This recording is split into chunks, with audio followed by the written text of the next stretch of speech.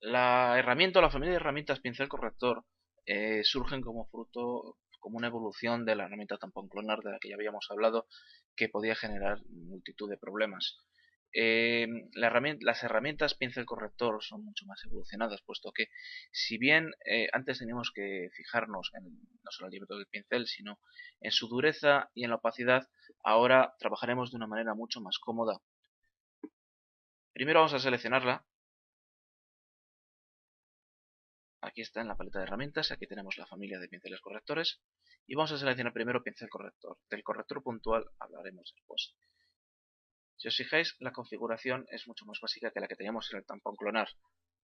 Simplemente tenemos el pincel, también podemos, como veis, tenéis dureza, espaciado, pero bueno, realmente en este caso el diámetro del pincel será lo más importante y lo único de lo que nos debemos de preocupar. ¿Cómo va a funcionar? De una manera muy parecida al tampón clonar. Vamos a elegir un punto origen y vamos a pegar un punto destino.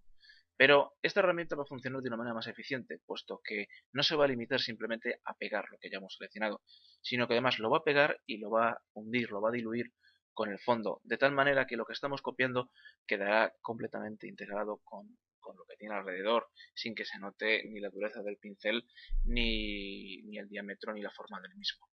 Vamos a elegir un punto, como veis este punto superior es mucho más oscuro que lo que tenemos abajo, y pulsamos. Como veis al principio aparece el círculo, pero luego se vuelve invisible. Y esto es debido a esa disolución con lo que tiene alrededor. Otra cosa que también hay que tener en cuenta, tanto en pincel corrector como en el tampón clonar, es el punto de origen. Si os fijáis, cada vez que pinchamos nuestro ratón, vamos a definir primero este punto de origen, miradlo bien, cada vez que vamos a seleccionar, realmente va a utilizar ese punto de origen. Pero sin embargo, cuando lo movemos, el punto de origen se va a estar moviendo, con lo cual hay que tener mucho cuidado, no sea que se desplace a una zona, como por ejemplo pueda ser esta, con una textura distinta. Fijaros, se ve azul, pero según voy desplazándome, aparece esto de aquí, puesto que el punto de origen se va desplazando. Tened cuidado con eso. Otro, dentro de los pinceles de corrección puntual, de otros pinceles de corrección, está el pincel de corrector puntual, que va a funcionar de una manera también mucho más sencilla y mucho más precisa. Tanto el tampón clonar como el pincel corrector funcionan seleccionando un punto de origen y pegándolo en un punto de destino. En cambio, el corrector puntual no va a necesitar que le seleccionemos un punto de origen, sino que va a coger la textura de los píxeles adyacentes a la zona que vamos a copiar y en base a esa textura va a coger y la va a aplicar, por lo cual no necesitaremos un punto de origen. Esto viene muy bien para zonas bastante delicadas. Aquí hay una mota justamente al lado del ojo del carnero. Podríamos tener problemas con las otras herramientas, pero sin embargo de esta manera funciona de una manera muy fina.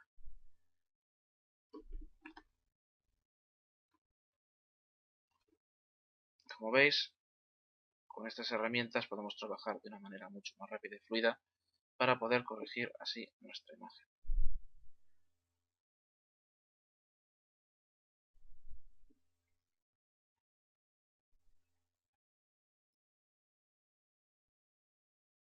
Y como veis, la corrección de las motas de polvo ahora se realizan a una gran velocidad.